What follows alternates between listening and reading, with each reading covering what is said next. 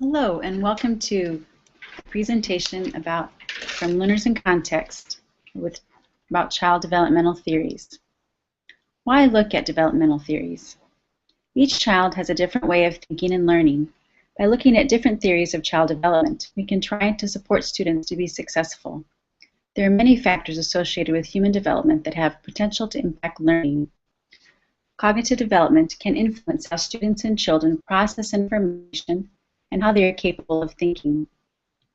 These factors have implications for how we teach.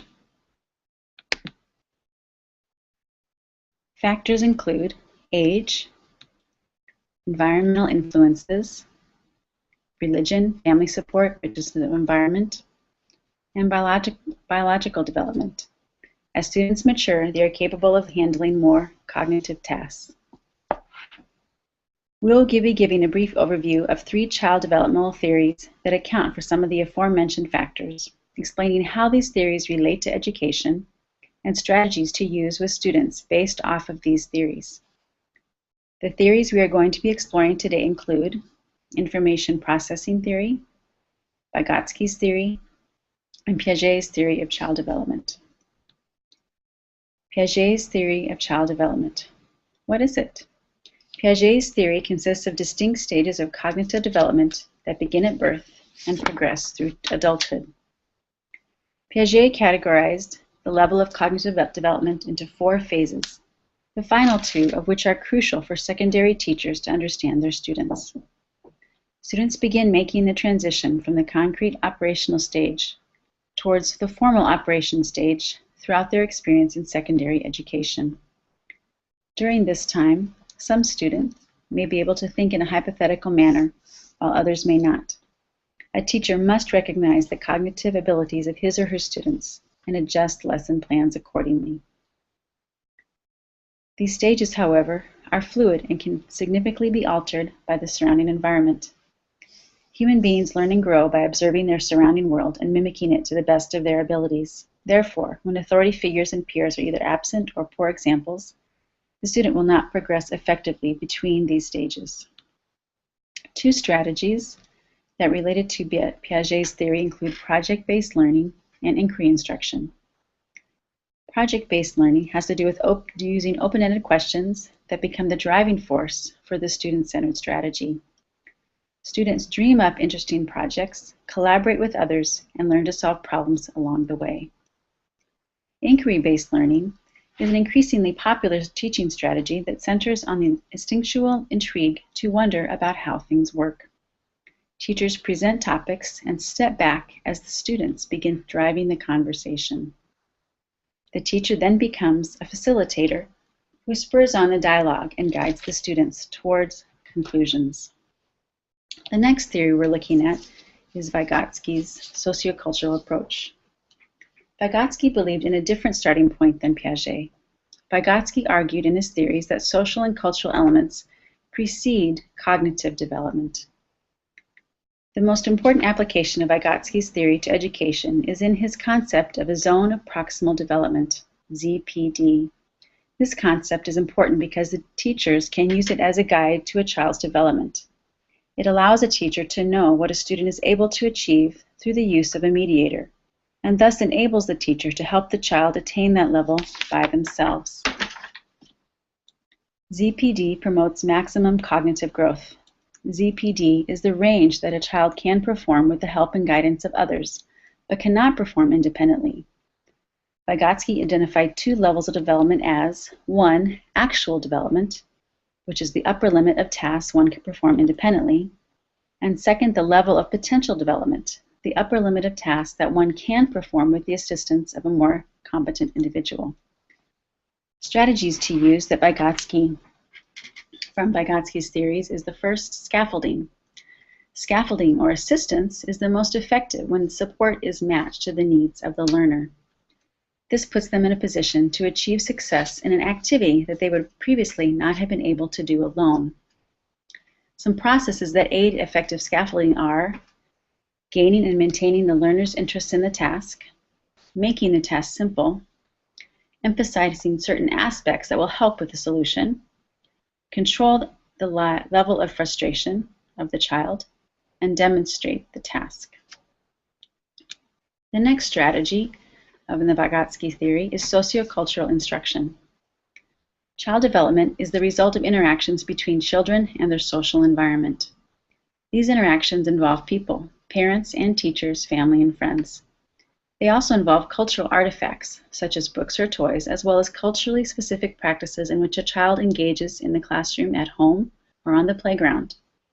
Children are active partners in all of these interactions, constructing knowledge, skills, and attitudes, not just mirroring the world around them. The third strategy is reciprocal teaching. A contemporary educational application of Vygotsky's theory includes reciprocal teaching, which is used to improve students' ability to learn from text. In reciprocal teaching, teacher and students collaborate in learning and practice 4 key skills. The first is predicting. The students discuss what the text is talking about and then make a hypothesis using the information given in the text. They confirm or disprove the hypothesis. The strategy facilitates the use of structure in the text that headings, subheadings, and questions are useful to anticipating what might occur next. Questioning. When students read the text and find difficulties, they can ask a question. To create a question, they identify the kind of information which is significant to provide a good question. It is a flexible strategy that encourages students to create a question on many levels. Clarifying. When the students are asked to clarify, their attention is to find many reasons why text is difficult to understand. The students identify what makes a given text difficult and seek an understanding of difficult vocabulary, usage elements, or concepts. The last, summarizing. It gives an opportunity to identify and integrate the most important information of the text. To create a question, they identify the kind of information which is significant to provide good questions. The last theory we'll be looking at today is information processing theory. This explains how we process information and work it into our memory. The stages of information processing include acquisition, information. Memory is split into 3 levels. The first is sensory memory. It is like RAM in a computer. The second, short-term memory or working memory. And last, long-term memory. Teachers can structure classes to aid in memory formation. We can access knowledge in multiple ways and at multiple levels. Short-term assessment can be conducted through conversation with peers. This should be done regularly within 40 minutes of instruction or giving information and be repeating within 72 hours. Strategies of information processing theory include formative assessments, getting students' attention at the start of the lesson or using a hook that brings to mind prior knowledge and presents a new, intriguing question. The use of strategic questions throughout the lesson will help students begin processing short-term memories into long-term memories.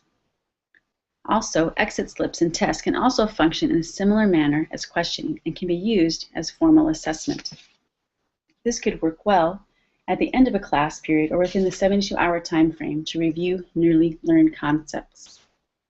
Next, it is really important in information processing theory to appeal to multiple senses. Research has proven that information retention is much higher when multiple senses are incorporated.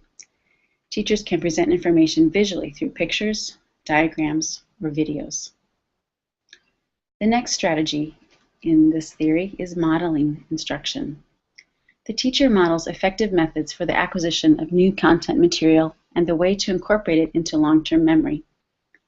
Provide a structure for the students to process new information by emphasizing the important information that needs to be learned. Helping students to use mnemonic techniques. And last, helping students chunk or group related pieces of information to help them remember it.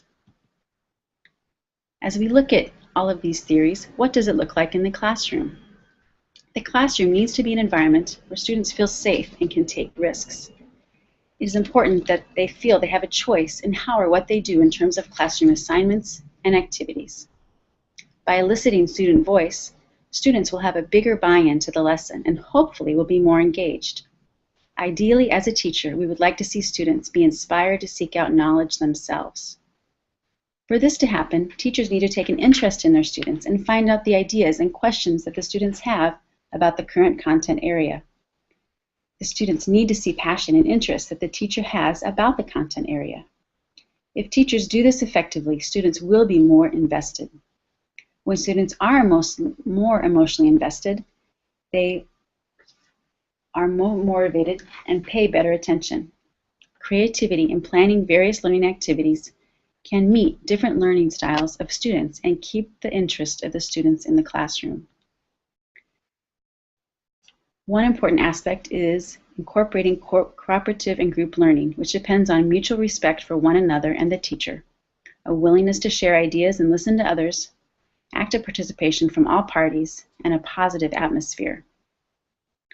The classroom should also stimulate multiple senses.